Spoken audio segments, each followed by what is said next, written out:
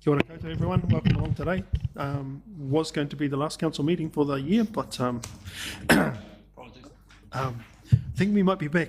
I'm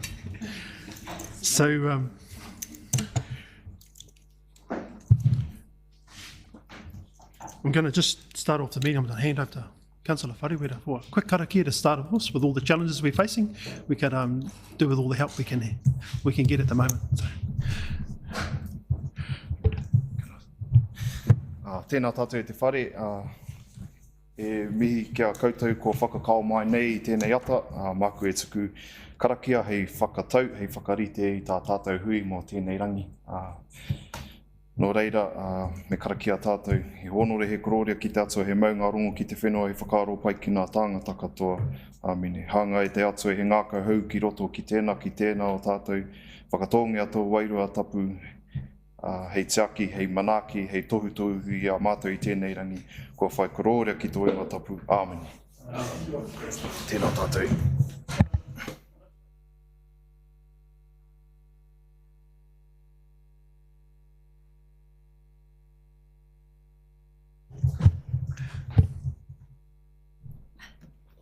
Lord, as we come together today, we ask for your guidance as we begin this December ordinary meeting. Help us to understand what is before us today and to engage in meaningful discussions as we make those sometimes difficult decisions that will enable us to fulfil our obligations for the betterment of the Ōpōtiki district, not only now but also for the years ahead. Amen. I also would like to take this opportunity to wish everybody in Chambers and remotely a very Merry Christmas and a safe, happy and healthy New Year. Enjoy this special time with your families and friends, and I look forward to working with you all again next year. Thank you. We'll move to apologies today. We've got Councillor Kennell as an apology. Move that, eh? You can move it. Are you moving? Yeah, I'll move that. Have a seconder, please. All those in favour? Thank you. Any declarations of interest in today's agenda items? Mr. Chair, just a note, item 5 on the agenda, that I chair the Coast Community Board. Yep. Kia ora. We have public forum today. Mr. Dobie was going to be speaking today. I don't know if he's... Does anyone just want to... We haven't had confirmation No. from him. No, so I'll take it. We've got no one there. If he does come in, I'll allow him 5 minutes, okay? We'll move on to page 4. Confirmation of minutes, ordinary council meeting. Just receiving this. I'll move this. If I can second it, please. Any matters of correctness?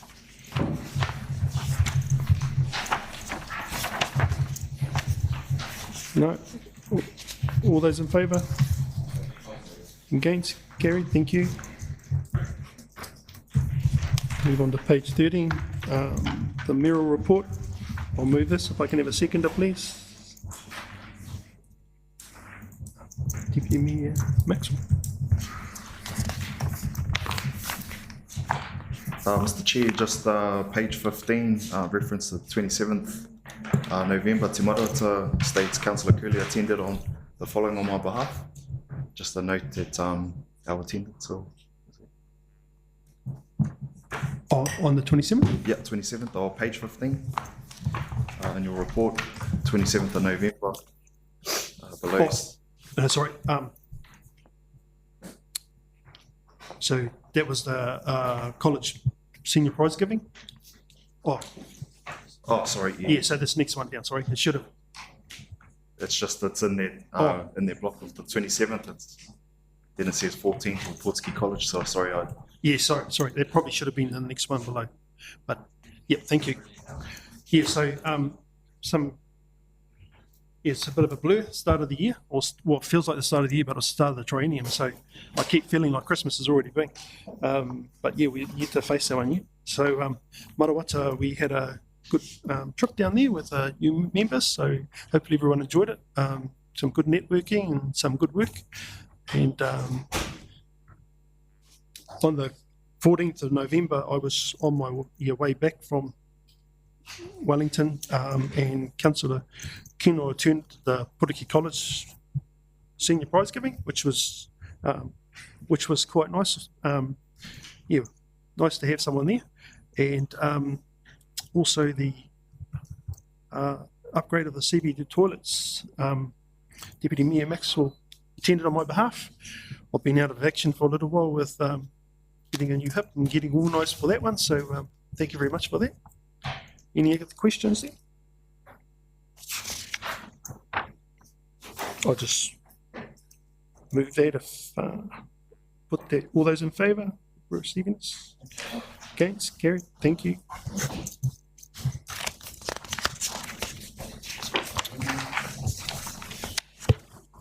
Yep. And we were going to move on to item number 3, adoption of the 24-25 annual report. This is actually going to be deferred to the 22nd of December, which will be our final meeting of the year, hopefully. So I don't have to move that up. So I'll just move on to page 22. Adoption of the governance statement, and I'll move this if I can a seconder, please. Councillor Nelson. And I'll hand it over to Group Manager Rachel Burgess. Kia ora koutou. This report presents the adoption of the governance statement for the new triennium 2025 to 2028 for adoption. The governance statement is a legislative requirement. It outlines all of Council's democratic decision-making processes, and we publish it on Council's website. Happy to take the report as read and answer any questions that you might have. Thank you. Any questions from the councillors? Recommendations on page 22.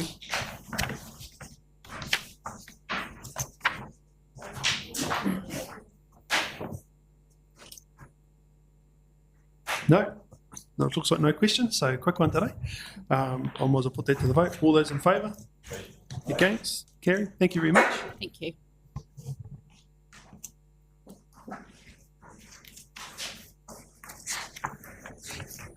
Move on to page 64.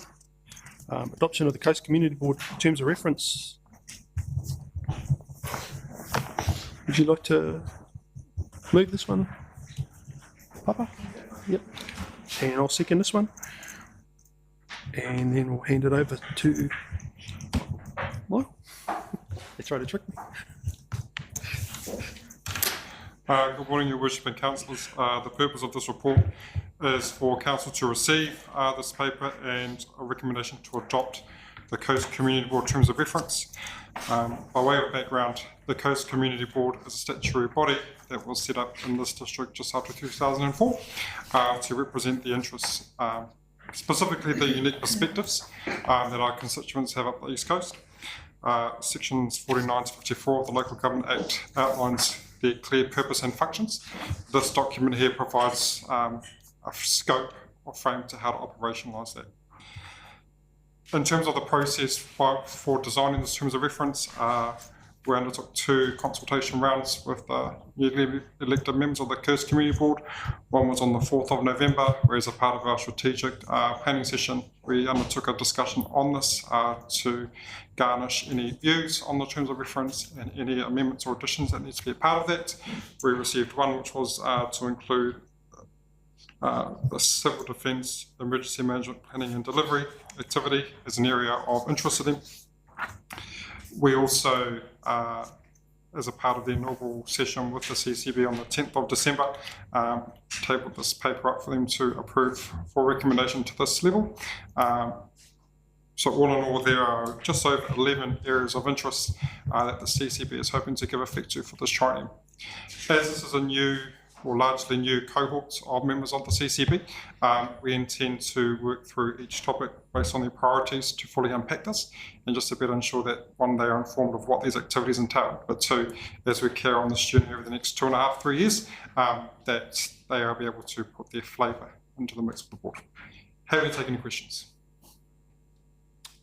Any questions?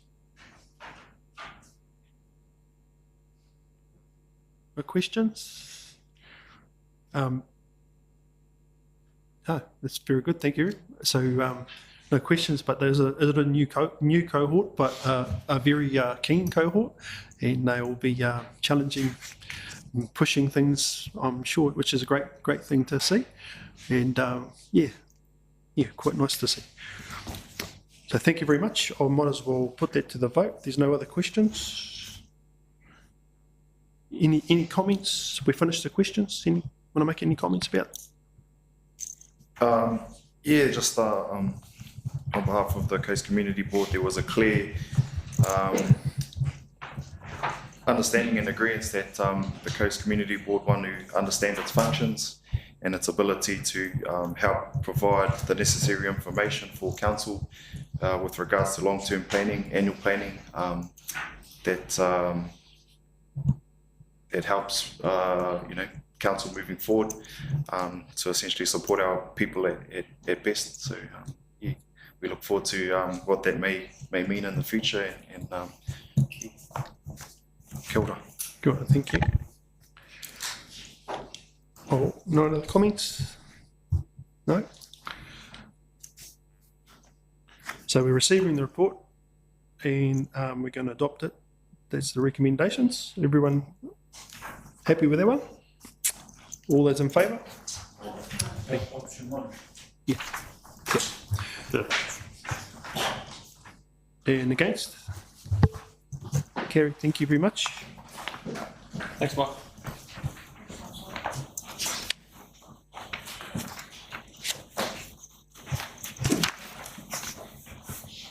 Move on to page 72. Significant project report, wastewater work program, and I'll move this if I can in a second, please. And I'll hand it over to Nathan. Good morning all. Thank you for the opportunity to present this report. Just want to let you know that online I'm joined by John Kerr, our contracting program manager, who is helping support us in the delivery of our works program at the moment, and will be available to bounce some queries off during the presentation of this report and a number of the subsequent reports as well. With regard to this topic, the wastewater work program, as highlighted in the executive summary, we've got a large work program ahead of us. A good portion of our capital works program in the long-term plan is attributed to the wastewater network and investment required in that space. The program was developed with the best information at the time, and subsequently over the last couple of years there's been a number of work streams progress. We have new information, more up-to-date information, and it is timely for us to present that to you, and we're suggesting a revision to the work program going forward to best align with the needs of the infrastructure and the needs for our community. The main report itself, well, hopefully was quite succinct and easy to digest, but to supplement the report there was 3 appendices. Appendices 1 was just basically taking through the current state and an overview of the network. Appendices 2 was just looking at a number of risks that our assets are exposed to, in particular around a focus on the natural hazards, and then Appendix 3 was just exploring the proposed way forward. The wastewater infrastructure is confronted with a number of constraints. We've got some existing challenges, which is reflected in the form of an abatement notice with Regional Council. We are using our overflow pond more than we're allowed to, and the consent we're operating under at the moment. but we're also a community that is looking to the future, and we've got growth coming into our community, and there's a number of things that need to be balanced when we are looking to invest in this area. And because it is a long work program and a lot of money, we need to try and work towards what we're calling the no regrets approach. How can we invest now with confidence whilst we're juggling these different types of challenges? So hopefully you found the report helpful to inform you of where we're at, and hopefully it also gives you assurance that we're mapping out a way forward to keep things moving. So I'll leave it at that and welcome any questions that you may have. So under the new RMA Act, all that criteria that we decided upon back in 24, we didn't know the new RMA Act was coming out as it did. If that has had a significant impact on our decision making going forward on this project? Yeah, no, that's a good question, Councillor Howe.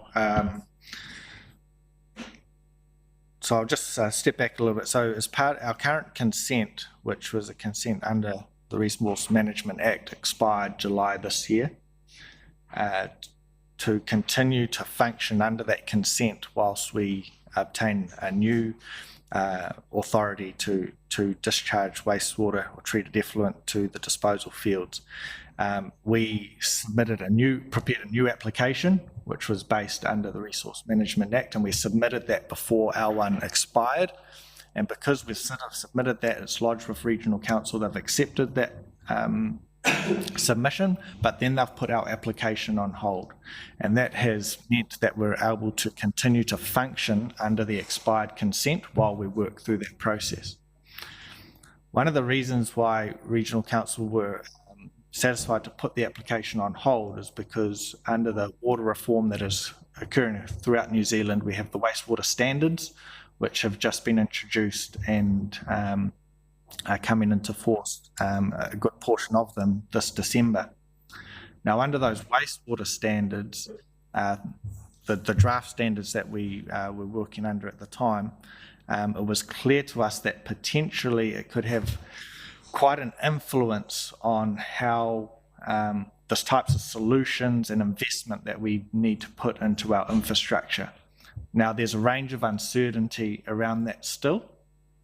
However, regardless of whether we're working under the wastewater standard, the new wastewater standards, which we're still trying to get our head around, or whether we're under the old Resource Management Act, it is still clear to us that there is investment that we would need to do regardless.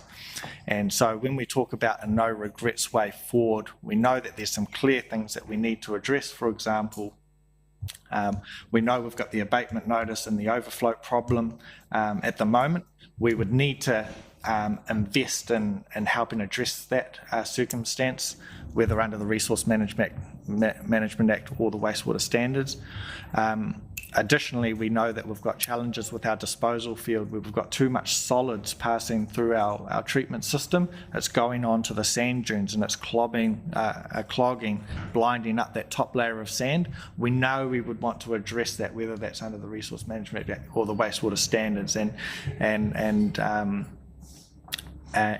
so the investment that we're suggesting that we continue with in this financial year, and that we start and we continue through over years 3 and through the next long-term plan process in these early years, we think we would be required regardless.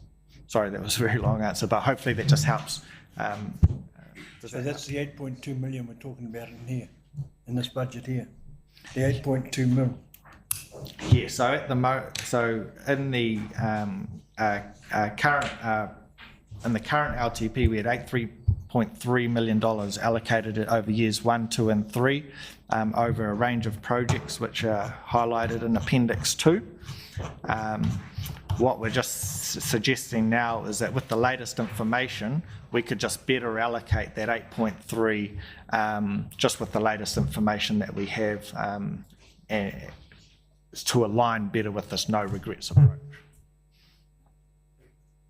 Because under the resource RMA, the new RMA Act, they said the savings in consent process is up to 46%.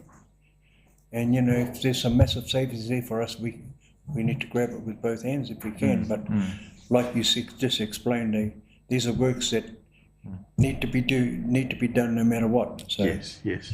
So after that, we can tread carefully after we've done the necessary works, basically.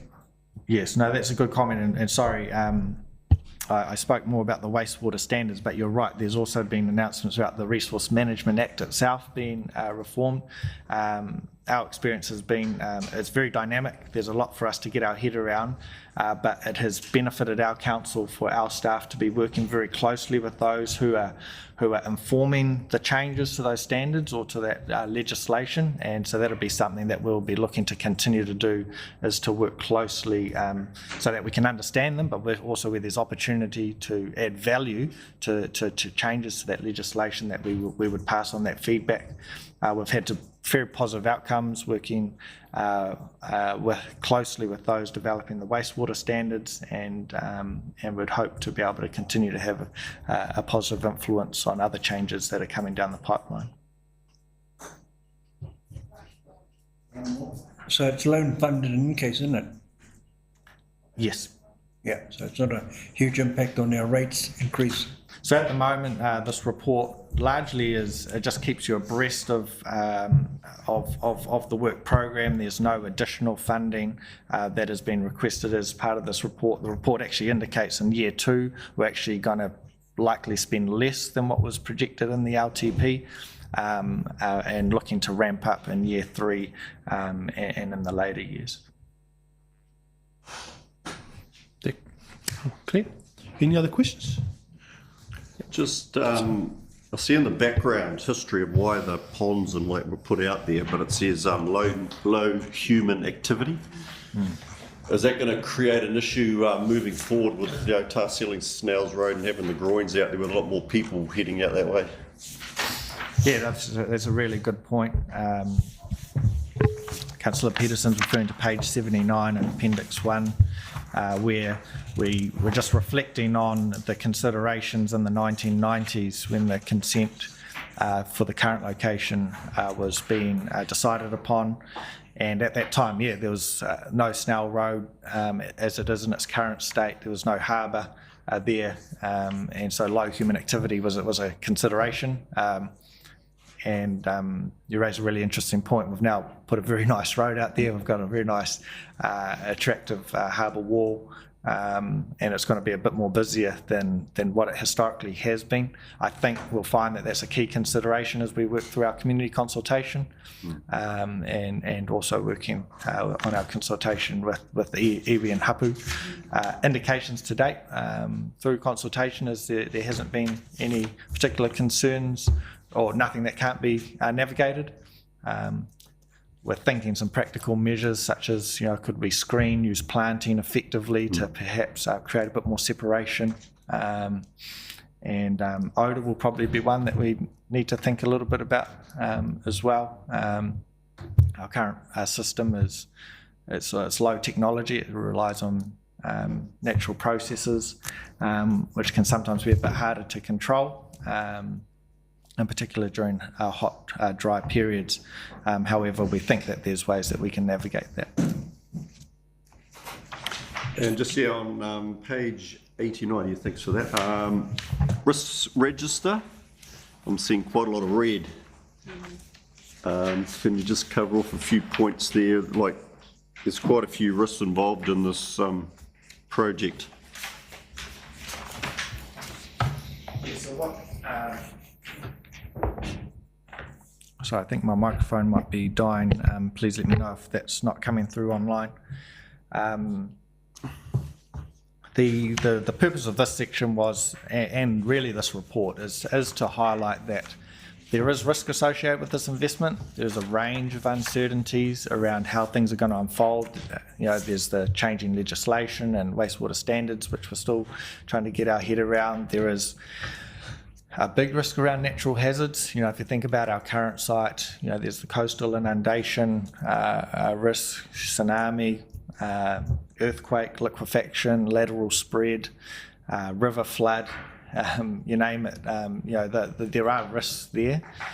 What we're trying to do through this exercise is try and strike that balance between being pragmatic, where we're going to have to accept a level of risk, but also where we can appropriately mitigate risk, that we look to do that. And you'll see in Appendix 3 there's a number of recommendations on how we think, and in this Appendix number 2, on how we think we can manage that. For example,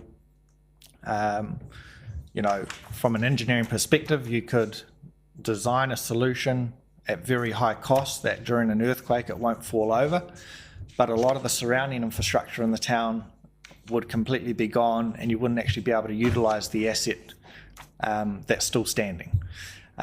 So could we perhaps you know, focus in on, you know, a cheaper solution which will fail, but focus on those continuity plans, make sure we've got clear plans for how we would get the system up and going as quickly as possible after an event like that, for example. You know, an option to mitigate some of this risk would be to relocate it, you know, to another area away from the coast. But there's those cost considerations that would need to factor in there. So we think that there's some practical things we can do, like increasing bunding heights, you know, to mitigate against the flooding from the river, for example, designing things to fail in particular ways so that if they did fail during an earthquake, we can reconnect them. But yes, there is risk. Just one more thing. You've talked about like that overflow pond and that for your resource consent. I think another major thing you've really got to look at is the sludge that is getting into that pond. Once you start lining these ponds and actually trying to get the sludge out of there, it becomes a huge issue with either damaging the liner or so just probably a statement really, in the design you really need to come up with something that actually maybe a 2 initial small pond system that you can go to either side to get the sludge out before it gets to that main pond.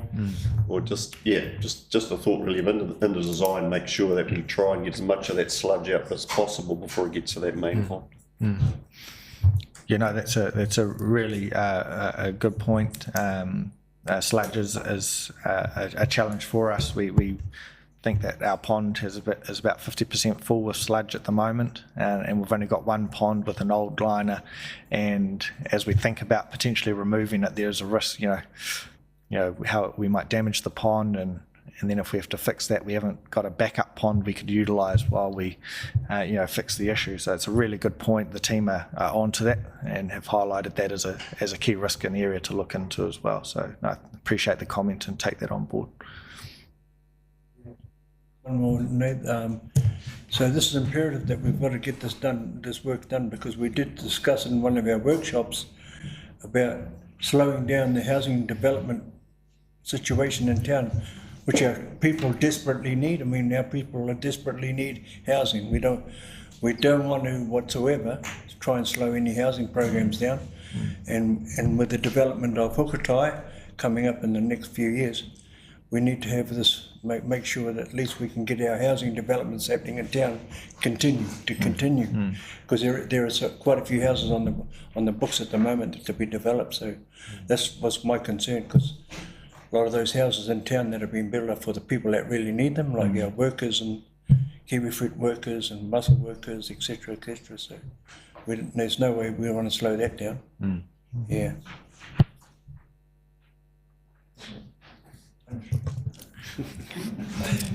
That's not quite a question, but that's some good thoughts, and we can do that. Yeah. So I hope you don't mind it's in that.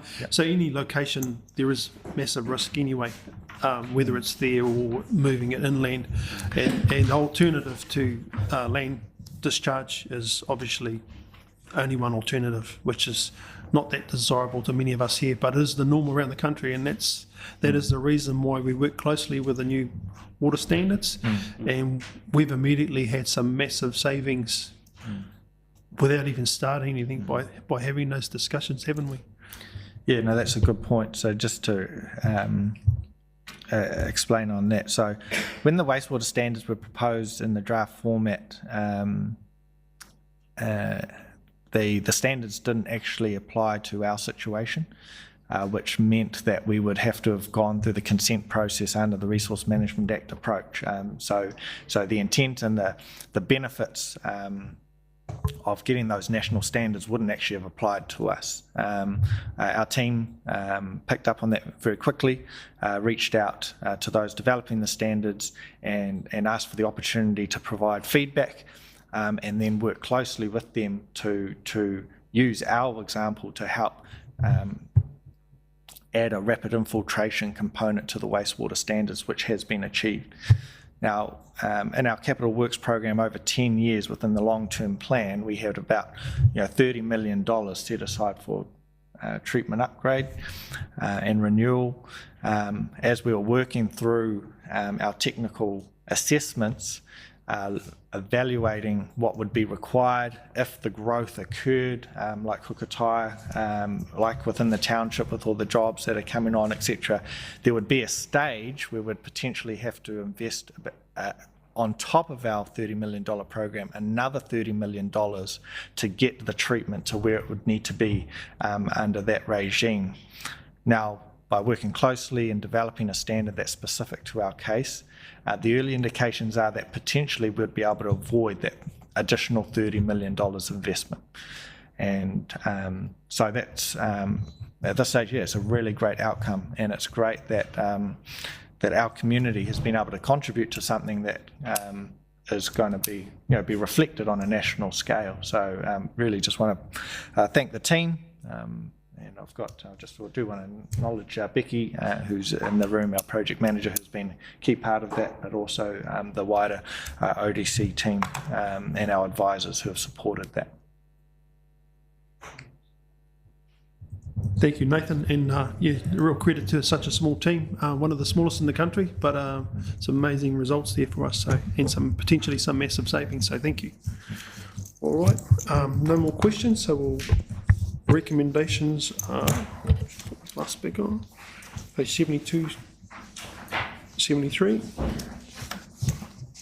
We received the report, and the council endorses adjustments to year 2 work program. Everyone happy with that one? All those in favour? Aye. Against? Carried. Thank you very much, Nathan. Okay.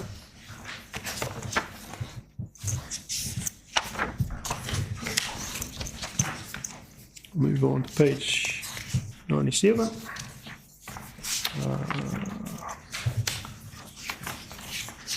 Puriki Township Wharf Jetty. Can I have a mover, please? Barry? Do you want to move that one, Barry? Yeah. The Barry, seconder. Yeah. Next one. And I'll hand it back over to Nathan. Great, thank you. So in the executive summary, I've summarised that we have an existing budget of $450,000 allocated to the wharf jetty extension and play equipment relocation projects. We have progressed the design and obtained a consent for the wharf jetty extension component. And prior to going out to the open market, we received an updated engineer's estimate to deliver the project. When we combine that estimate along with other costs such as overheads for project management, the consent and design, etc., we believe the total project budget to deliver the project is in the order of $675,000. So the recommendations of the report reflected on securing an additional $225,000 before we go to the open market to continue to move that project forward. Subsequent to preparing this report, there was a workshop to explore the better off funding that we have available and how that could possibly be allocated to that project. So you'll notice that that is an option that has been included in the report of 2A. The alternative option that was included in the recommendation here is a further $225,000 of loan fund, of new funding, which would be loan funding to deliver the project. I'll just pause there and happy to receive any questions that you may have. Yep. So So I'm not happy with us spending. We'll go a question and then we'll have a debate after. Okay, Is that so- right? So the question to me is, $450,000 for what we're asking for is, to me, is more than adequate for what we're going to get. I mean, we don't want a gold-plated jetty, and if you look at the plan, it's hard to antiquate the expenditure just for that, really. But I know it's going to be good for our children and that sort of stuff. But I'm not going to. I can't agree to spend another 225. I think the 450k budget myself is more than adequate, and see what's out there in the market, see what we can get for the 450k. That's my opinion. So, finished. We'll come back, we'll have a discussion that can conclude. Any other questions? I've got I've just got a few. Just out of the 450 original budget, what portion of it was loan funded? Or was it all funded? All loan funded. So all was all loan funded. So we had a workshop yesterday agreed to. Possibly agreeing to we have agreed to, possibly 225 from the Better Off funding, which is money that's not loan funded, has to be spent. And just one of the reasons why we initially came up with this, by losing the wharf area, it took away quite an area for the public to use. As a consequence of we were told that people couldn't fish off the groins because you couldn't get down the rocks, etc.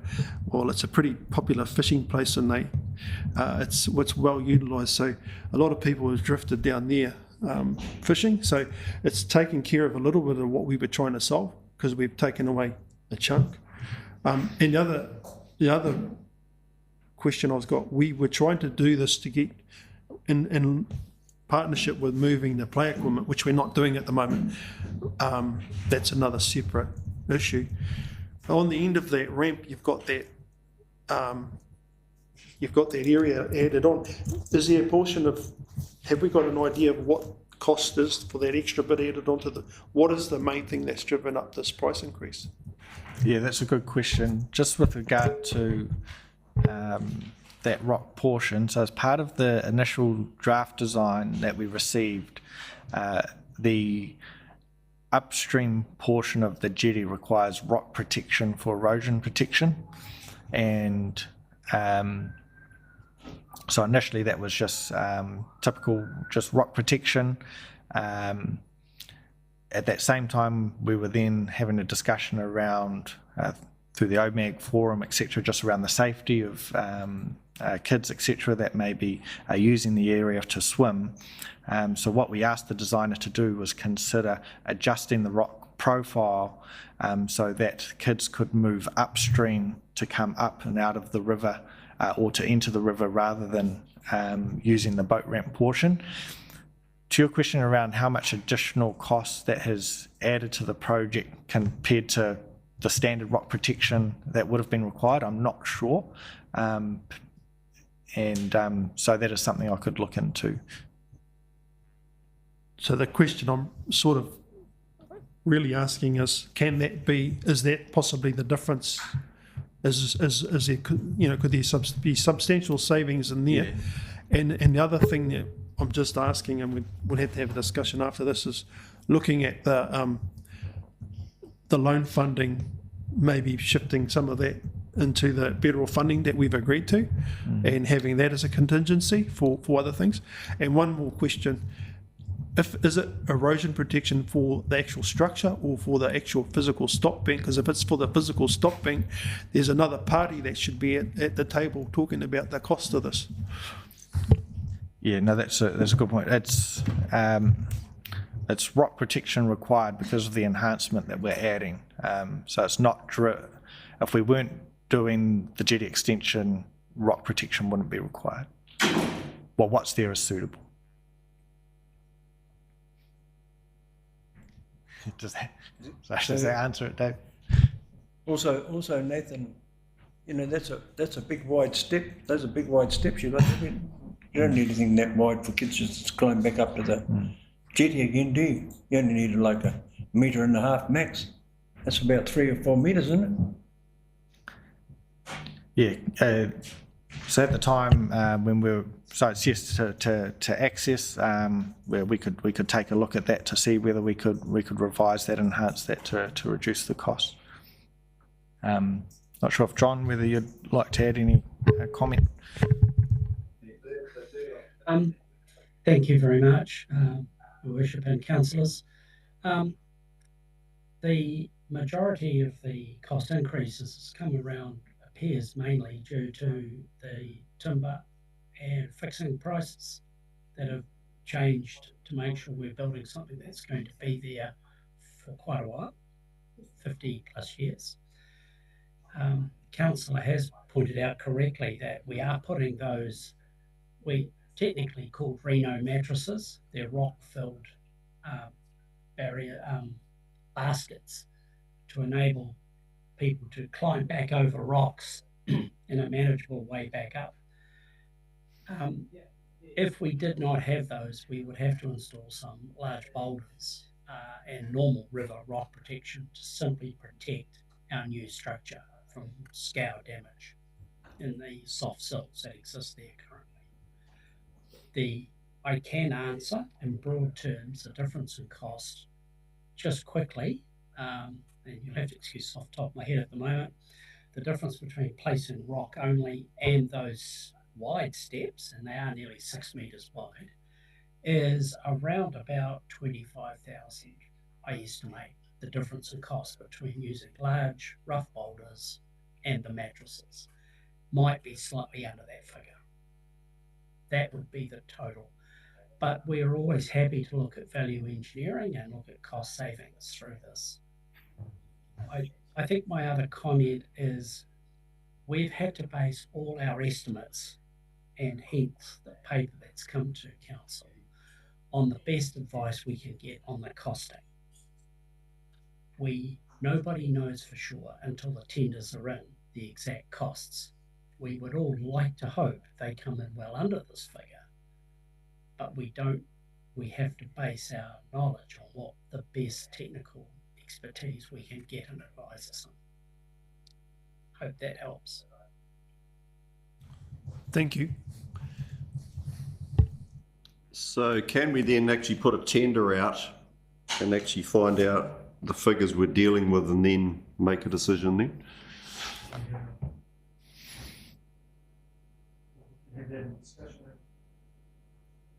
It's often a direct question. Yeah. Yeah, so there is an option where if you wanted to set a price that you did not want staff to go beyond, there is we could go out to the market and say, this is our limit. What can you deliver within that price? There is a risk there that the market turns around and says that we substantially can't deliver the project within that budget. But there is also the opportunity that maybe someone can. And so there is an option for that.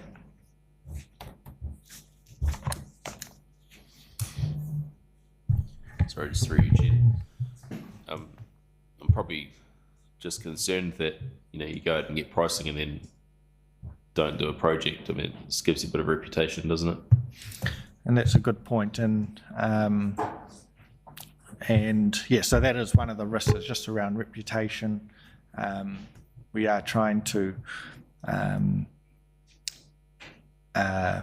we want the market to know that when we come up with a project and when they put the effort into tendering, that the project does move forward. So there is a risk if we do cap the budget and we go to the market. But potentially, in the early stages of the procurement process, we could perhaps include a mechanism where we could get an indication from the market early in the process to avoid them spending too much time putting in lots of effort and find that we don't actually move the project forward.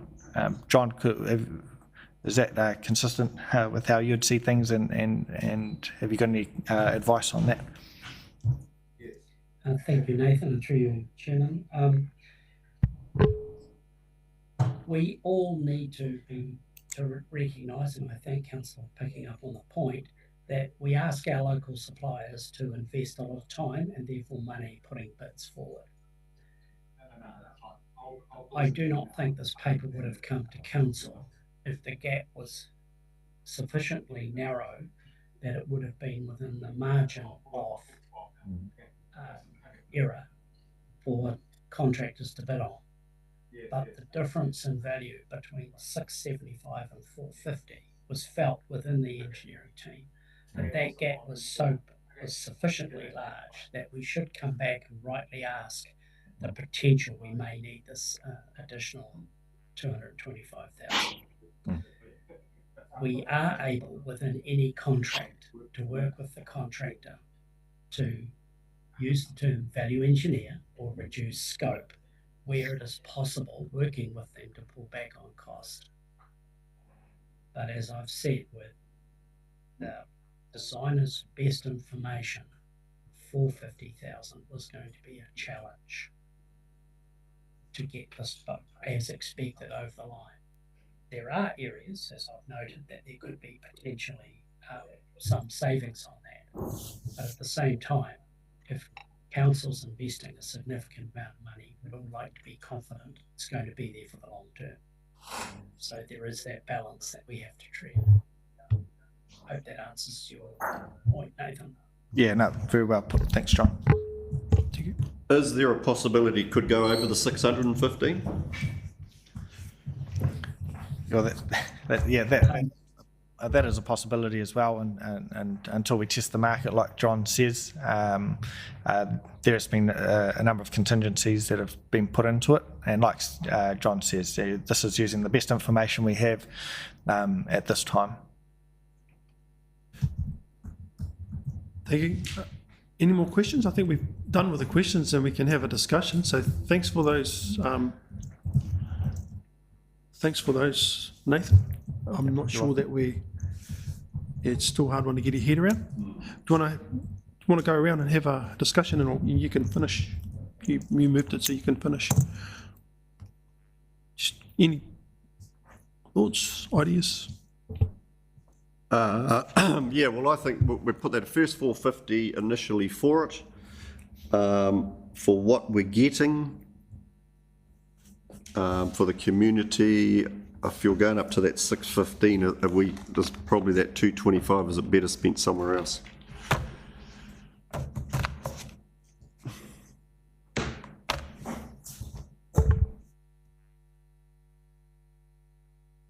So I've got a couple of thoughts. We've agreed yesterday to that better off funding 225, right? And the project initially was 450. Sorry. Yeah.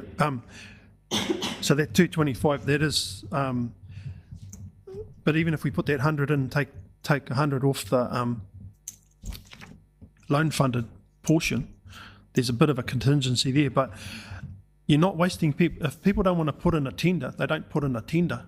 And that's the nature of business, unfortunately, and it's a pretty tough world out there at the moment, so we don't know. That's my thoughts. It's not a reputational, it comes back onto us as governors. If we were to say we want to stick to the original budget, I'm happy to move some of that federal funding that we agreed to this and maybe drop it off the loan funded. That is a contingency if we get to the point where there's a tender but it's actually we just need a little bit more, well, that gives us that option still.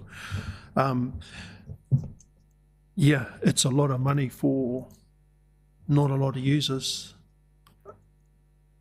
when you look at the whole district. That's my thoughts. So I'm happy if anyone want to come up with some recommendations. You're gonna finish, Barry. So, yeah, for what it is, it's a heap of money for what we're going for our bang for our buck. It's not the greatest there. Okay, we can use it as tie up for our boats that are using the boat ramp, so that'll be great use for it. But our kids, for 450k, even 450k just for a kid's jetty to jump off and dive off is it good money? Is that good money spent? But I agree that We need it down there, but I'm of the opinion that we stick within the 450K budget, see what's out there, and move from there, and spend no further money on it. Stick within our budget.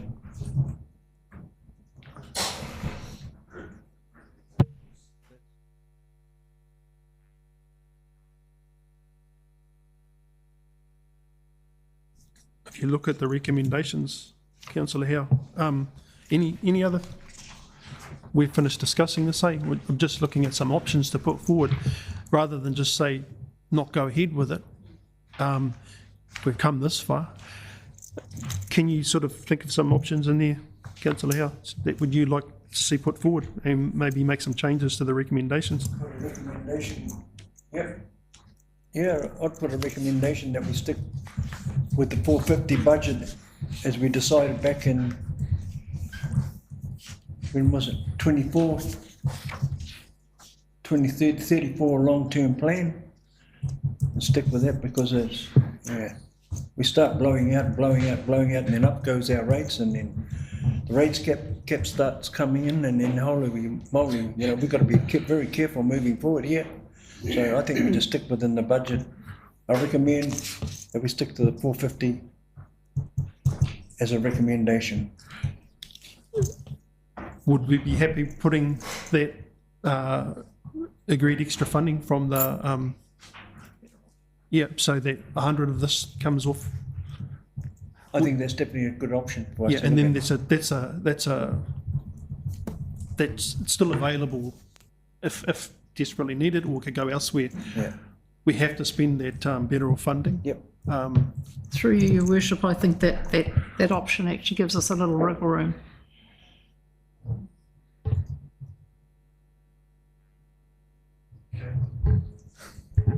Yeah, like we've agreed with that 450 to be loan funded, and then it'll give us a bit more wriggle room if we go with a bit of better off funding to top it up if we need to. Everything is good value for money. Got options. Just drop off the, say, 350 loan funded, top it up with 100 from better off. Well, it's going to depend on that what, loan funding what would the be tender available comes out for at something and what's going to cost. That's the big question.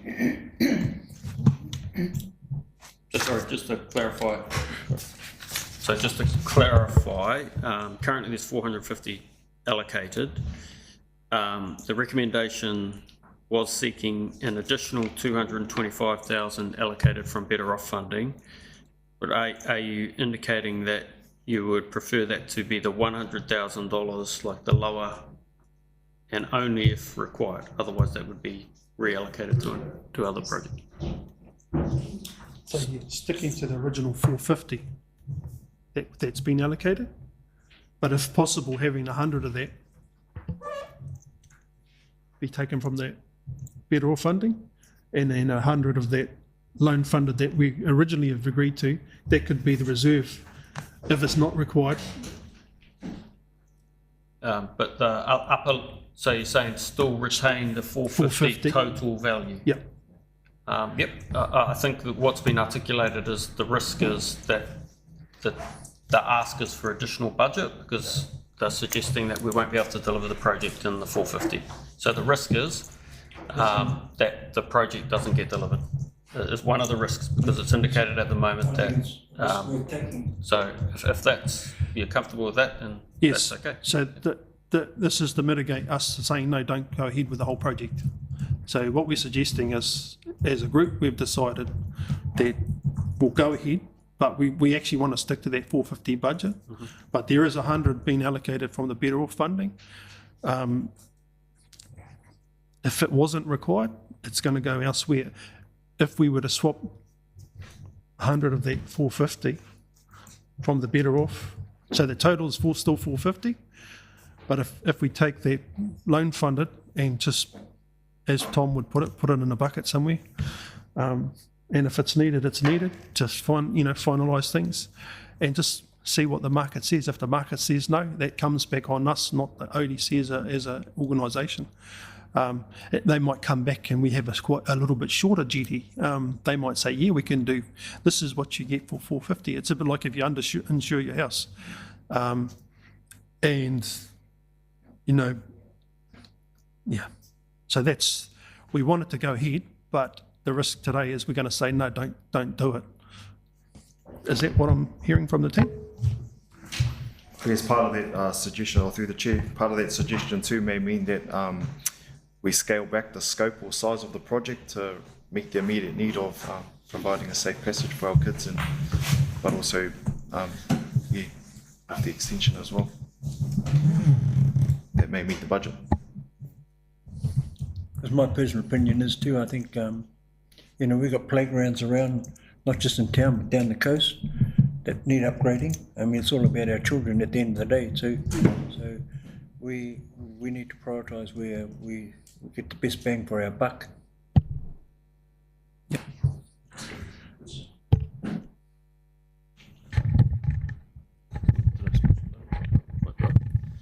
Sorry, through you, Chair. Nathan, is this like a design and build for a tenderer, or is this like, here's the design, go and build it? Yeah, this one, the design is complete, so it'd be going out for a construction only component.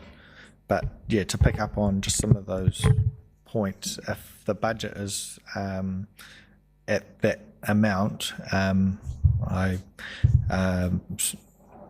would support adding into the recommendation that there's an acceptance that reduction in scope is something that you would accept if that's what could be only delivered within the budget.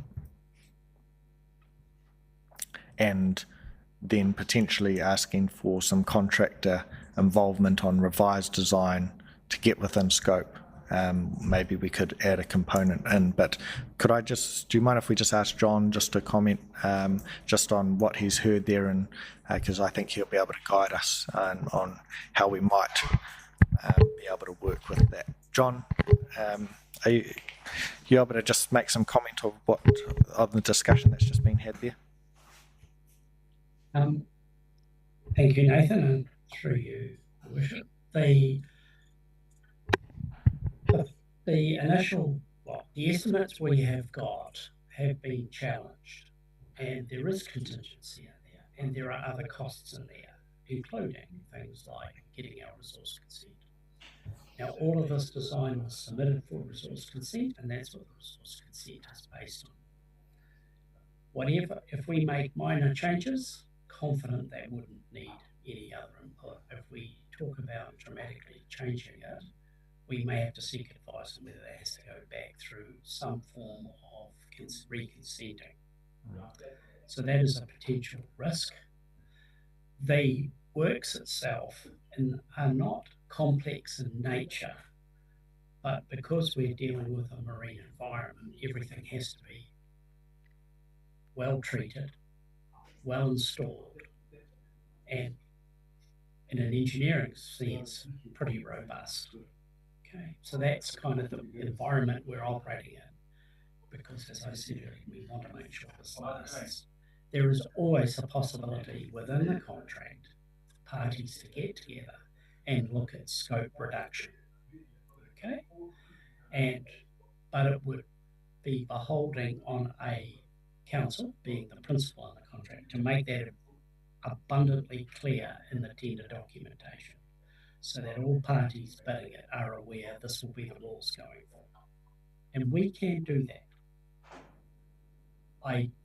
And the only way that we will know for sure what the market believes this work is worth is through the tender box. So we are going to live in a period of uncertainty until that arrives. The sooner we can get that over the line, the sooner we can look at working with a successful tenderer on what we can do to bring the cost down.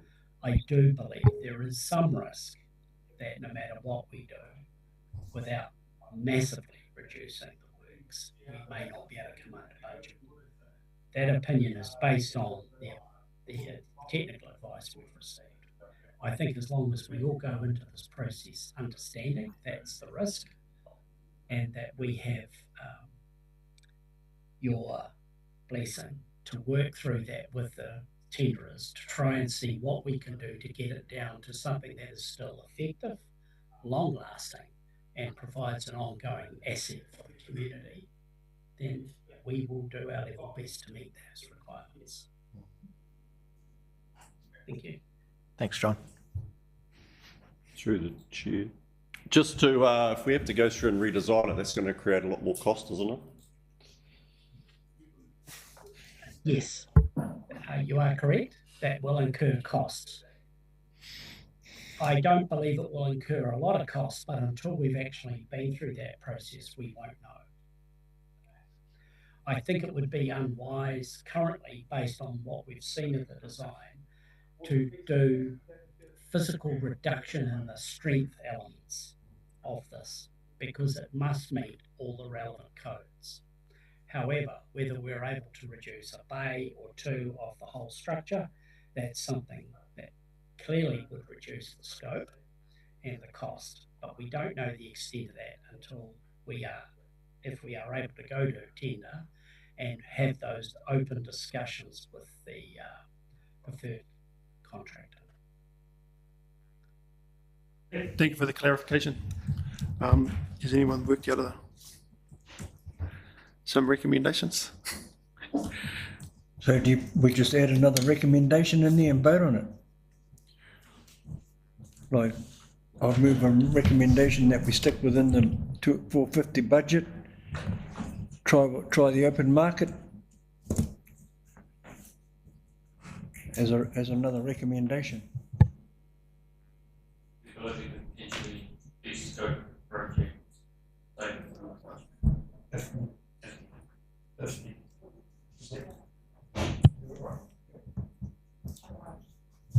Through the chair, I think given the idea of minimising the scope of the project itself, that it doesn't pose a great risk, assumedly so, given that we're not increasing the footprint of the project itself. So it may be that it runs smoothly through that process. I'm not too sure, I'm just making assumptions here, but because we're not going above and beyond, nor reducing the structural impacts and stuff, but just making the project smaller, maybe something worth looking for. Kia ora, through the chair, I just wanted to also probably stipulate the same things that Papa just said.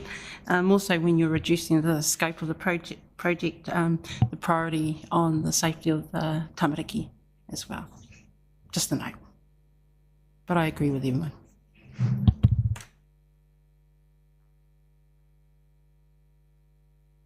Yeah, the safety of the tamariki is huge, and reducing this doesn't negate what the risk is, and the risk is them swimming behind boats, and the risk area is where you're launching. So ideally, we need to get that playground equipment.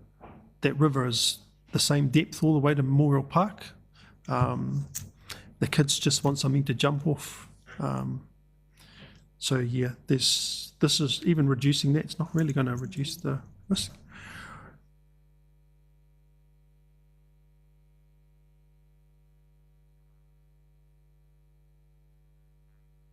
Yeah, through you, Chair, I think we should be going out to the market as a design and build and see what comes of it. So I think some of these people are pretty skilled at what they do, and they kind of understand how to reduce costs and other systems and stuff, but that's just my take on it.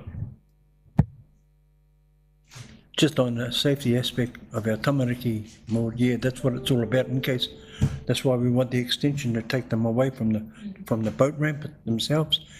Because it's like a honeypot, eh? Our kids just love structures, you know, and they go there.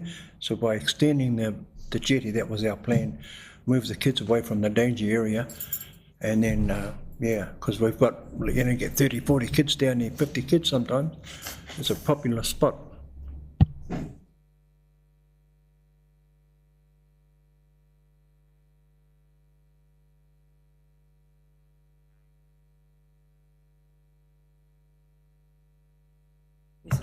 Yeah, that's a very good idea. I think we're just going to adjourn, have a cup of tea, and I need to actually have a stretch. So, and we'll work out a little plan. But we're finished with the questions, so thank you. And we're going to give you a pretty impossible challenge. And it does fall back on us, not onto the staff. But we just need to find out for ourselves what's out there in the market. So, yeah, we'll come up with a recommendation. So we'll just adjourn for 5 minutes while we do this. Thank you. Basically, it's just... Yeah, because there's no... given proper wording. Yeah, there's no recommendation.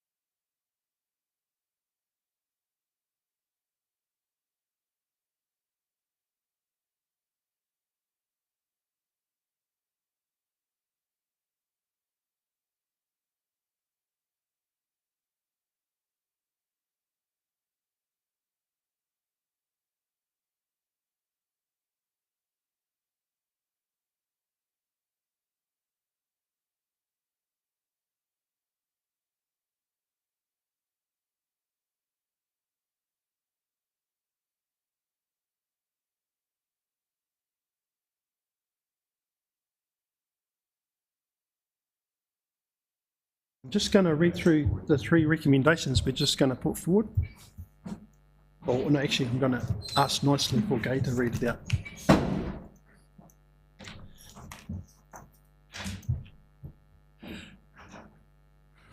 We'll need to move and second it.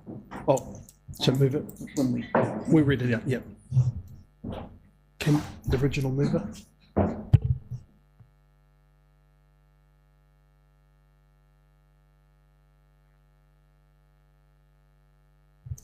Just read through The amended recommendations suggested are that number 1 stays the same, to receive the report. Number 2, that council agrees to proceed with going to tender with a cap of $450,000 to be included in the tender documents. Number 3, that a report be brought back to council at the conclusion of the tender process.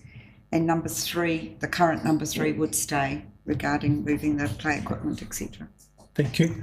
So original mover was Councillor Howe and Deputy Member Maxwell. If you're happy with those recommendations. Can I just add something? What was the first recommendation? Sorry.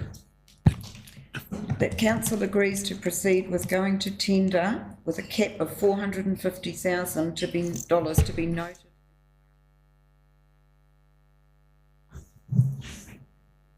Yeah, because I was just wondering whether do we put it in the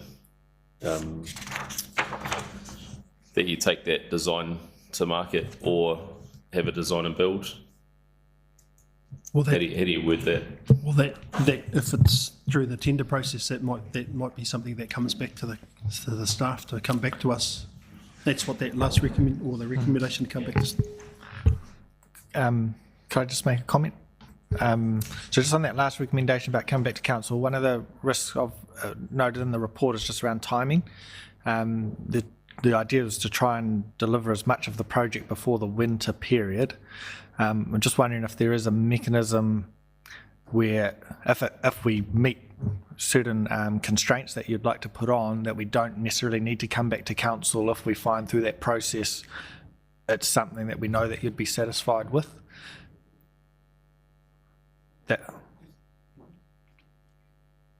And so then if you could just define what specifically you would like us to come back to if it's going outside a particular bound. I think the consensus in the discussion was that if the scope had to be scaled back slightly, and we still get the desired result of pretty much the whole project, but might be a bay short, I think that would be something that we'd be happy to go ahead with. You actually want something, would you like something actually added into that? So I'm just wondering, maybe just from what I'm hearing is really the budget's the key matter. So if it was going certain a budget and you wanted it to come back, but if it was an adjustment in scope, but it's within the budget, potentially that could be dealt with in a more fluid manner than maybe a council meeting. Stace, is that something that sounds reasonable? Like, for example, we could provide an update to councillors through a different forum, just make sure you're supportive of where the design lands if it does change.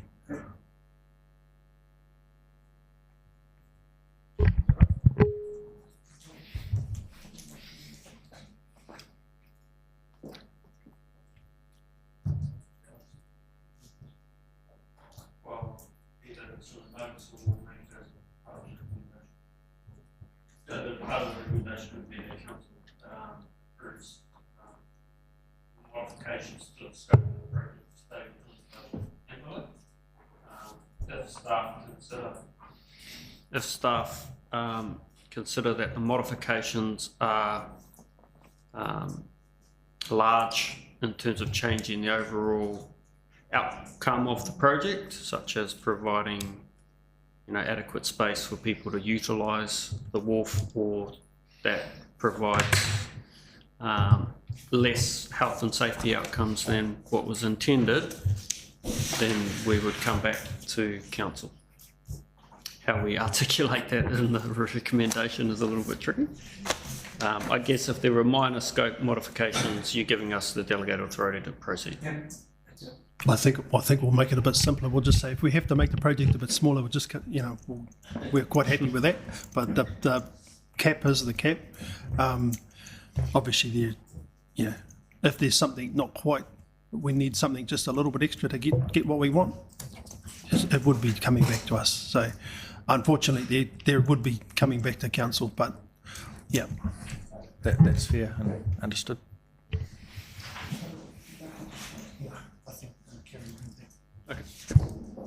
Happy to carry on with the recommendations that we put And forward.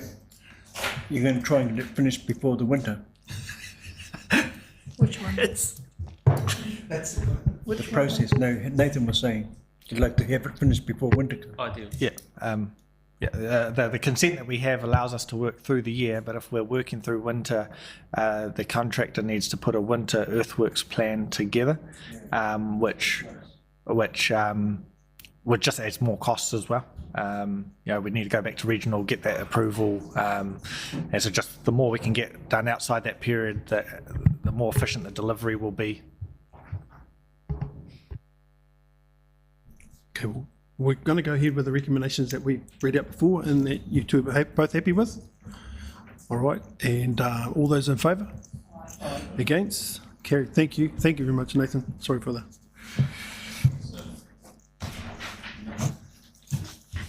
We'll move on to page 104. We want to have lunch. We'll have to make this one a bit more simple.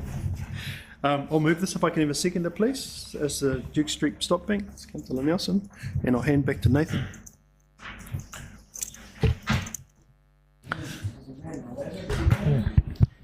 So good. Next year hopefully we'll be delivering a lot of great projects. So it's quite exciting. So another great opportunity here before us. An update on the Duke Street Stop Bank, and as mentioned in the report, we have received an offer of regional infrastructure funding to help deliver the project. But to access that funding, we need to sign an agreement with Regional Council, because the funding will go to Regional Council and then they will pass on the funding to us. So, so the report has a recommendation there to delegate the approval to the CEO to approve a sub-loan agreement with Regional Council.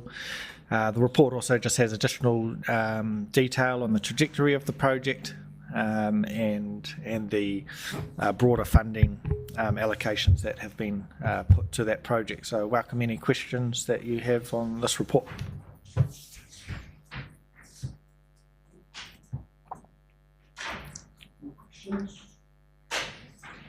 So our budget to date is 262.65 mil. We supported the work for 740k of better off funding, and with a loan fund of 1.27 brings it to 2.65. So once again, we stay within that budget and see what we're going to get for 265. Is that what you're saying, Nathan? Correct. We believe we can deliver the project for $2.65 million. So that includes all components of the project. So the physical works as well as design, consenting, etc.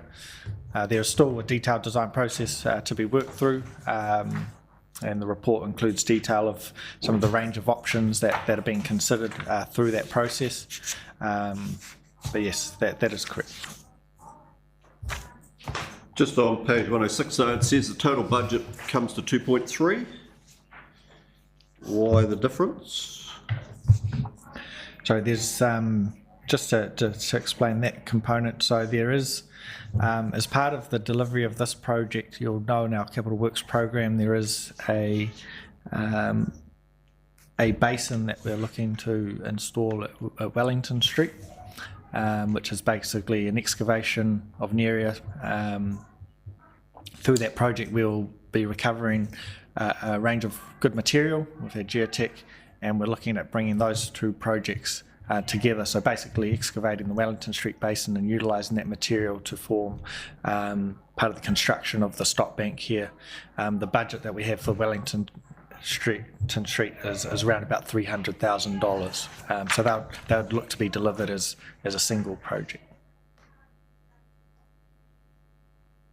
And through the chair, has the neighbour been contacted that possibly they're going to get more floodwater on their property? And if so, I suggest if the stop bank goes up, regional council need to upgrade those pumps on the stop bank at the same time to mitigate extra flooding on his property, which could cause, well, obviously his maize dying or whatever, which we could get lawyers involved. Yes, no, that's a very good point. The report touches on the fact that by building a stop bank, there's likely to be effects onto that landowner. We are still to just complete that process of navigating that. First of all, we're trying to work closely with Regional Council because at the moment they have an active project looking at their Duke Street pump station and renewal and possible upgrades of that pump station. There is an opportunity we're exploring where if they do upgrade their pump station, what we'll find is that that pump station could offset any impacts on the landowner that our stop bank would create. So we're trying to understand that better, and then that'll help inform the discussions with that landowner. So if they don't do those pumps, this project will still go ahead? What we'll also be doing is we're just going to be completing some modelling to just better understand exactly what type of impact the stop bank will have on the landowner. For example, how many additional hours of ponding would they expect on their land as a result of the stop bank, and then that would inform those discussions. So it won't necessarily stop, but it would just there'll just be a little bit more for us to work through with that landowner. And through the chair, into Church Street, there's a council-owned pump as well at the end of that drain that pumps the stormwater back into that Duke Street drain. Does that need to be upgraded with the stop bank or moved or? That's a good point. We haven't been actively considering an upgrade of it, but we do definitely need to account for that pump station in terms of our construction methodologies to make sure we're working in and around that pump station. Whether there's an opportunity to upgrade it at the same time, that's not an active consideration I've been thinking about, but yeah.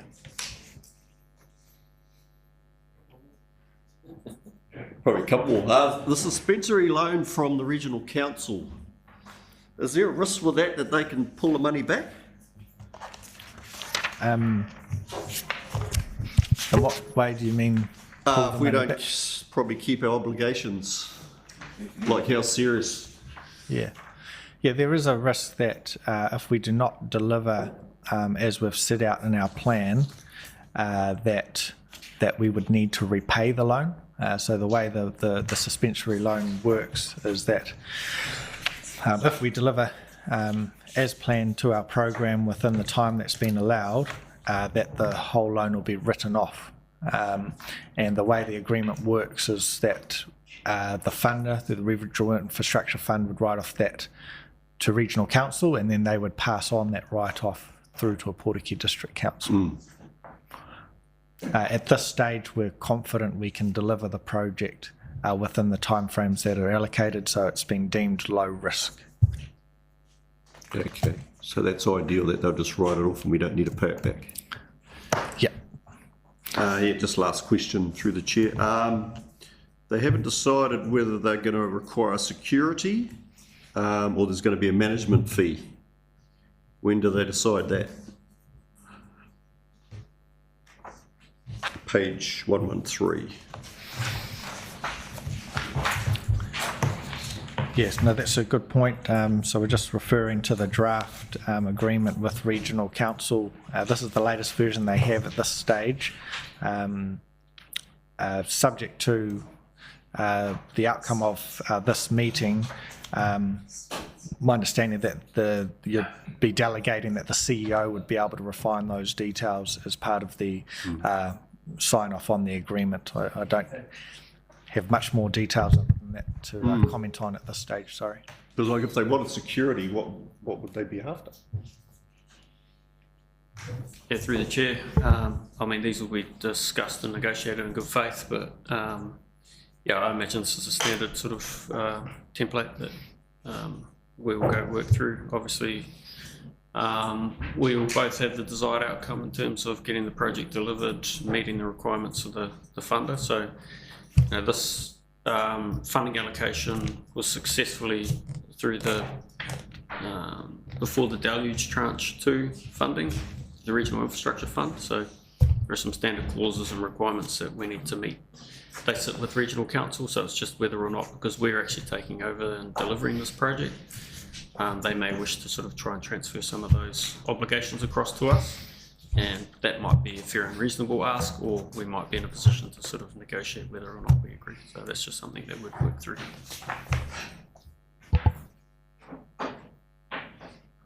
Any other questions? No? They're right there? I think it's clearly stated there in the recommendation that's preferred, that it's identified that's a risk for that farm owner, and it's something we have to bear in mind, and we have to work as a team and, you know, with Regional Council to mitigate that. But I think if you look on page 120, that event wasn't a big event, but it could have just got really out of hand really quickly, and it was bad enough as it was. There is no choice but to shore up the back of our town. We have to have a stop back there. This is only going to get worse. That floods in any case, ain't it? So it's not that much.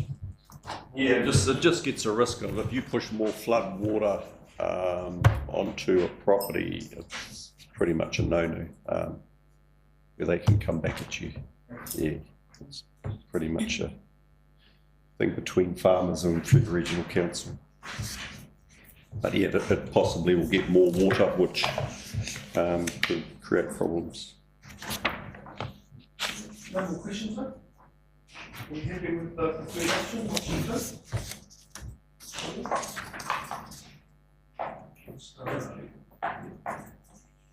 Yeah, thanks. Just through the chair, just wanted to highlight the success of the grant. You know, a lot of work was done in the background to secure this project as a grant-funded project through before the Deluge 2. Just wanted to thank staff for the time and effort in negotiating and consulting with the Regional Council and Kānoa directly to elevate the importance of this project. And you touched on there, Mayor Moore. You know, it was a significant impact on the community back in September 2023 from memory. So it's, I think, a fantastic outcome to see from that the action taken to secure grant funding to look at delivering a better resilience for the back end of town in particular. Just wanted to And hopefully take more storm water out of our system. Thank you. Well, we might as well vote on that. So all those in favour, option 2?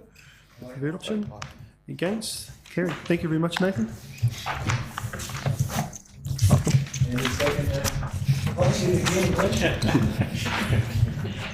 Taking me a while to catch up with you. You're too quick to get to the chair. I'll move on to the Capital Works Program Advancing Resales Budget. Can I have a mover and a seconder, please? Councillor Nelson and Councillor Peterson. And I'll hand it back to Nathan. Yeah, thank you. So yeah, this report is, I think, a good news story. We have had a real aim through our long-term plan process to continue to mature in our asset management approach and the way we look after our assets. And our asset management team have been doing some great work looking at our roading program and have identified an opportunity to move forward some budget from the Year 3 Capital Works program into Year 2. We have an active contract at the moment that we can utilise to advance the resales program. You'll observe in the report that that we had a target of delivering around 40 kilometres of reseals. In this long-term plan period, just with cost escalations, etc., we haven't managed to deliver as much length of reseals, and by moving forward the year 3 budget, we can continue to make as much progress as we can in that space. And just like in this too, as much as we can keep the good paint on the roof of the house, it helps you avoid having to replace the roof, and that's what these reseals are doing for our roads. And by keeping on top of our reseals program, it helps delay the time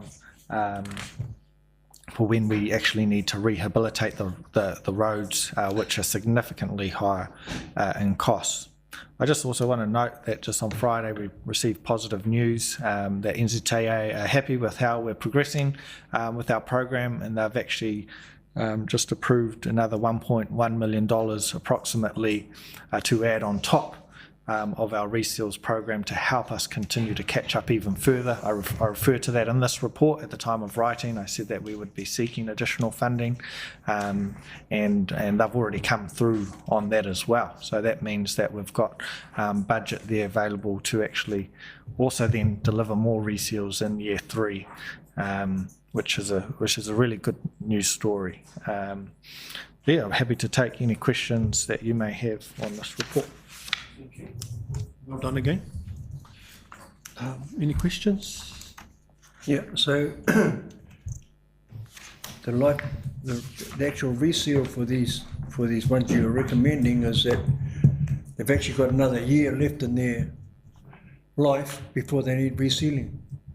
So how are we saving money really by, like, your roof hasn't got a leak in it, but it will have a leak in a year's time. So we're going to replace the roof in a year's time. And this, why don't we play out with those reseals and let them play out to their time is ready for a reseal? Yeah, no, thank you for that comment. In the long-term plan, when we developed that a couple of years ago, what we identified in the development of that plan is that we were running about 5 years behind schedule on a number of our reseals. So the work program that was developed, initially when we developed the work program, we identified that there was quite large spikes in the renewal profile, and just to help keep things balanced and as smooth as possible, the renewals program was then flattened out. And what that meant is that you're actually sweating a number of your assets longer than you'd like to, so that these assets that we've identified here are not actually due for renewal next year. They're in our program to renew next year, but actually we would have liked to have renewed them a couple years ago. So these 40 kilometres of assets are due for renewal, and what we're saying is that if we don't renew them now, these ones could tip quite quickly into rehabilitation category rather than renewals category. So hopefully that helps explain. Thank you. Through the chair, yeah. It's great to see you proactive, Nathan, and looking ahead and actually getting on top of these roads for tar sealing. Otherwise, they're going to probably cost more maintenance, and obviously, it's probably not going to cost any more in rates for our ratepayers by resealing them. So it's a saving all round. Yeah, no, thank you, Dean. And I just want to acknowledge Antoinette and her asset management team, led by Jess Wiseman, and our support team, as well as John Kerr and our delivery space, have worked really closely together to help us get to this stage. Sorry, can I just ask you a question? Are these are reseals of roads that are already sealed? Correct. Or are they just resurfacing like gravel roads as well? Correct. So these are resealed of sealed roads. We would refer to gravelled roads as seal extensions if they were to be newly sealed. So, yeah, this is not seal extension.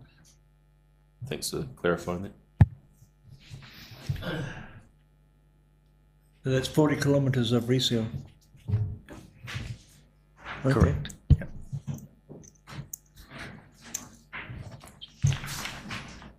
Oh, yeah, so just to clarify that point, so we were aiming to get 40 kilometres resealed within the 3-year LTP period. This, by pulling this forward, we think we can seal a further 5, sorry, I'll just need to get my numbers right. Pulling this forward will deliver about 5 kilometres of that 40 kilometres we want to get done.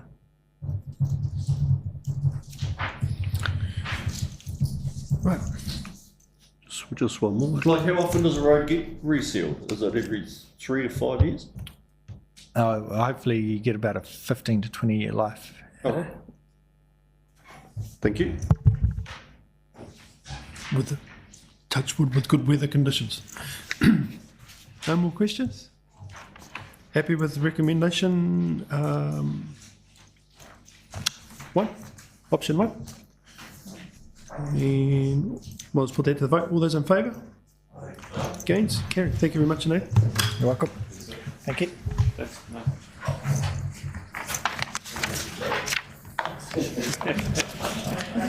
Rachel. Thank you, Your Worship and councillors. Thank you. Thank you, John. And move on to page 139, Puriki Summer Festival funding applications. And have a mover and a seconder, please. Mover Steve. And I'll hand it over to Rachel. As you're aware, Kia ora koutou. As you're aware, each summer the Eyesight and Events team coordinate a summer festival for the Pōriki community, which is pretty popular and well attended. This report seeks approval from Council for members of our team to apply for various grants and funding that are available, and this helps offset the cost to run the festivals, in addition to the $40,000 that Council budgets for festivals each year. Happy to take the report as read and answer any questions. Thank you. Any questions? We better enjoy this one because with the rates capping coming on board, there'll be a bit of slashing and burning going on. We've been thankfully we've been pretty successful in obtaining quite significant funding for these events in previous years. So I just got one question, and I probably ask it every time, but why do we leave it so late for funding applications? We treat the festivals that we run each year as a package, so the funding and grants get shifted across each of the events depending on where we receive them. Sorry to answer your question, often we have funding that we've still carried over and we get funding early for other events. It just depends when the funding windows are open and available.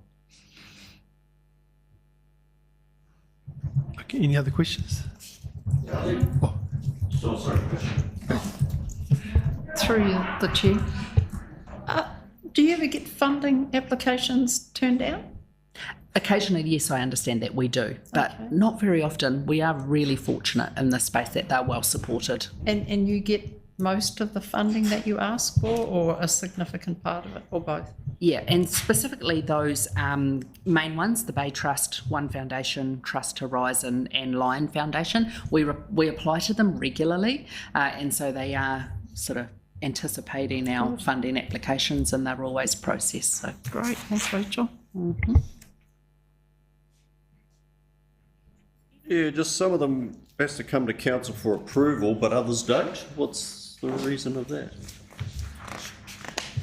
I think we do a covering report just to seek approval for any grant funding that we might apply for, just as a covering. Yeah, and through the chair, some of the conditions of the funding requires council recommendations with specific names of staff. So some of the nuances depend. Okay.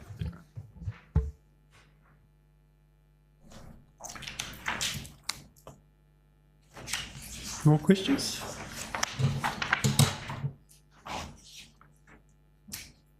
Yeah, pretty simple one, I think. Happy with the recommendation. We're going to be option 1. And all those in favour? Against? Carried. Thank you. Thank you. If you're not successful with all the applications, the mayor from Kawerau was opening act for the Lantern, the festival the other night. So maybe you could get her to come over and do the opening act. We will certainly keep that in mind.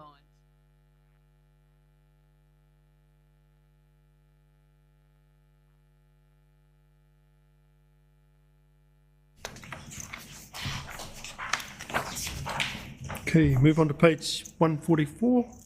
Approval of draft climate strategy and action plan for the public consultation. And I'm going to hand over to Michael, the man with the amazing tie. In a second. Relics of an old age, your worship. It's a long time ago, 10 years ago. Oh, terrible. Councillors, you'll see a report with two recommendations. The one is to receive this report for the proposed climate change strategy and action plan, and two, that we endorse the draft strategy and action plan for consultation. By way of background, for each and every one of us here in our communities, we understand that climate changes. There's summer, there's winter, there's autumn, there's spring. And each of us know in our own lives that there's been certain parts of the weather where we think, oh, what's going on here? This may be not right. Myself, for example, been in Africa 10 years ago and it snowed in West Africa. And we've all got little stories like that. While the nature of the climate is nothing new in our own personal lives, the need to begin to think about it from a strategic lens has begun to gain traction. And we recognise that in the climate change emergency that was declared by this council in 2019, as well as our 2024-2034 LTP, which recognised the needs for us to develop a more resilient and strategic lens for navigating the impacts of climate change within our district. To begin to give effect to that community priority, we have begun work on the development of a strategy. As a nice first cut, nice baseline, how do we begin to apply a strategic lens for that within our district? We ran council through a workshop on some key questions to better understand their views and thoughts towards climate change.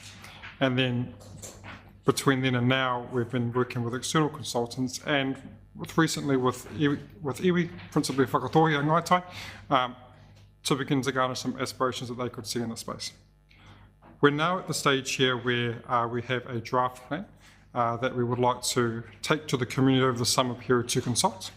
The draft plan focuses on 4 key objectives. A note to paragraph 5, which is for us to incorporate culture, connection and mātauranga Māori into the climate, to future-proof our core services, to support and enable a well-informed community, as well as to build resilience in this district through targeted action and partnerships.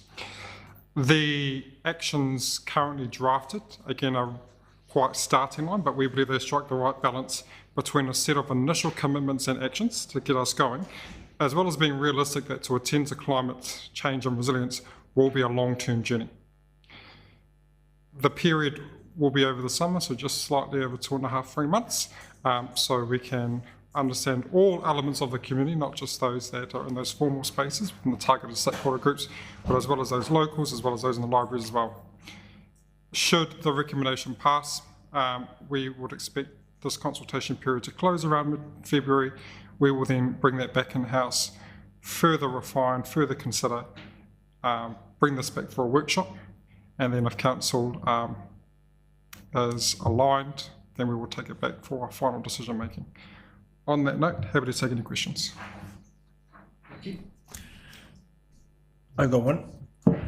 So this is a new draft strategy for our council, right? This climate strategic consultation. So what's the cost? What's going to cost at the end of the day? What's going to cost to have a strategy for this? Are we going to employ a full-time strategist or something like that? Probably can't answer that, it's a bit too early for that. This is, I guess, the main thing at the moment is to better understand what the community is wanting to see as a strategy. The consequence of that will get some early outputs. There will always be a cost factor to consider what we need to look at triaging or conducting further inquiries on. Will it result in a new role? Too early to say, but if that was the case, we would apply our general process through an annual plenary LTP to raise that earlier on to council. Because we're heading down a track, I'm just saying. Yeah, sorry, I'll just add to that. Through the Mayor, just to answer that, the strategy is really about informing our business as usual going forward to make sure that we factor in, climate resilience into our planning, into our new infrastructure, into any partnerships that we might have with community groups. I don't see it requiring a dedicated resource at this time. It should actually just be informing our own business and how we go forward, so that we, make sure that we factor in potential for climate changes in our planning and other strategic work.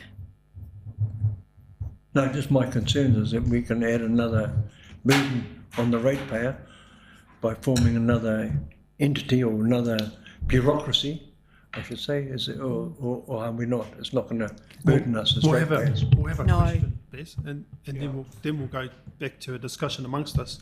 Yeah. Sorry, just through the chair, just on that, on page 152, there's considerations for implementing monitoring, and it's not their resourcing, so it's just touches on there that actions will need to be scoped based on existing capacity and partnerships. When new resources are needed, council will need to seek external funding for integrated delivery services aligned with the program. Hopefully that gives you some assurance.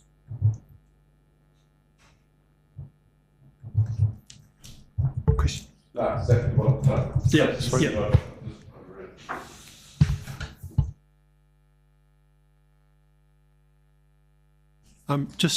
Just one question. Any reason we picked the summer to do this? Because you get more buy-in when it's winter time and there's a bit more rain around and a bit. I'm sorry, I couldn't hear coming. I'm sorry. It's just any reason why we picked this period to do it. You do get a bit more buy-in when it's a bit colder and a bit wetter. In the summertime, we're all busy, and we got quite a few other things. Central government's chucking our way over the summer period. So, I'm just wondering: is this period actually the has it been identified, or is it just to get this into the program to get it started? Because I'm just wondering, we'd have more buy-in after something like a weather event, makes people more aware of it when things are, seasonal. So probably two points on that one. The first one is, so we've been working on this the entire year through developing, and we've already been garnished through initial comments and signals by the community throughout the year. So for example, let's just say we had the emergency management event. Those comments, although provided to council at that time, does not go lost. They will be a part of this process. Well, this is really a final touch to see, is there anything we've missed based on the last 3 to 4 years of conversation? That sort of clarifies me. We're catching some data, Yes. So catching while bringing in. And this is stuff that could feed into things like spatial plan later on.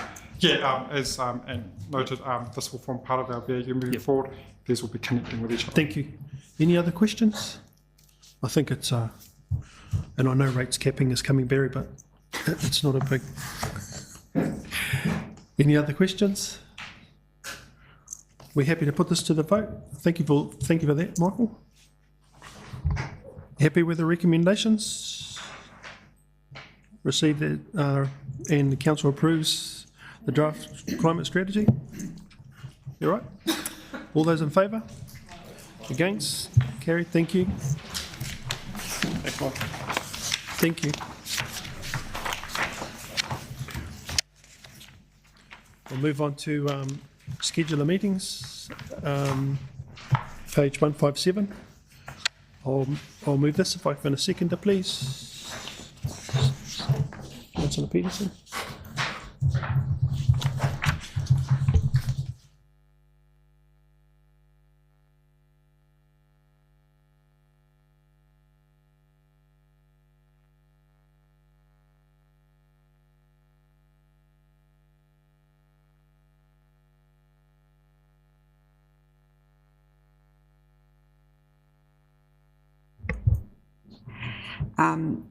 We can make additions once it's adopted, and there are still some external meetings that we haven't received dates for, so there will be some changes, and hopefully not as many as this year.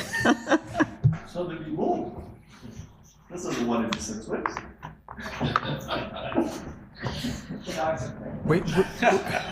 We do have an extra councillor, so we can share the workload a bit, okay? Pretty straightforward one. Any other questions? No? I'll put that to the vote. Everyone happy with the recommendation?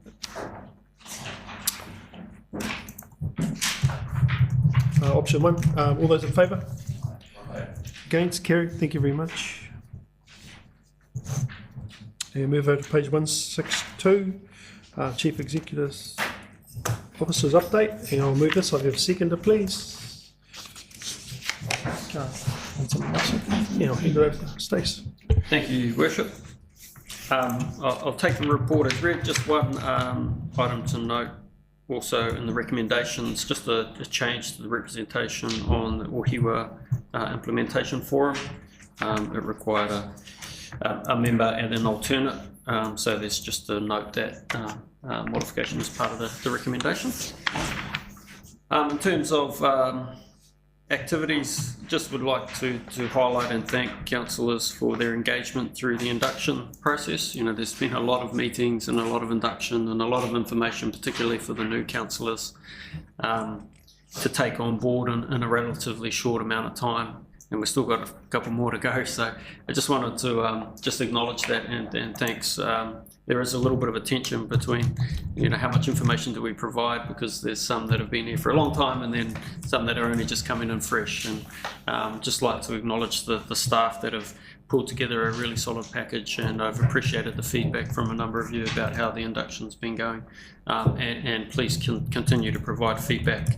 It just helps us to refine in the future if we need to. But yeah, take it as read and happy to take any questions. Okay, you met with the college representatives, what's that? So you met with the college representative? Yeah, thank you, Baz. You know, both Antoinette and I have met with the college a couple of times now. And we see it as an opportunity twofold. One is to just strengthen a bit more of an operational working relationship with the college, and just to see where we can help, particularly around changing the perception of the college. You know, it's such a fundamental education facility for the district, and aligns with our future vision of growth and development. So where we can help, we want to lean into that more. But this hui was specific around the college pool and the discussions we've had about the opportunity in that space, and working collaboratively with themselves and the Ministry for Education about any improvements to the pool facility. Any other questions?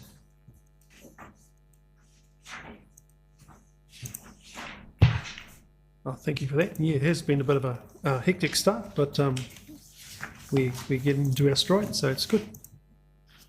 So no other questions, just receiving it. So all those in favour? Against? Carried. Thank you very much.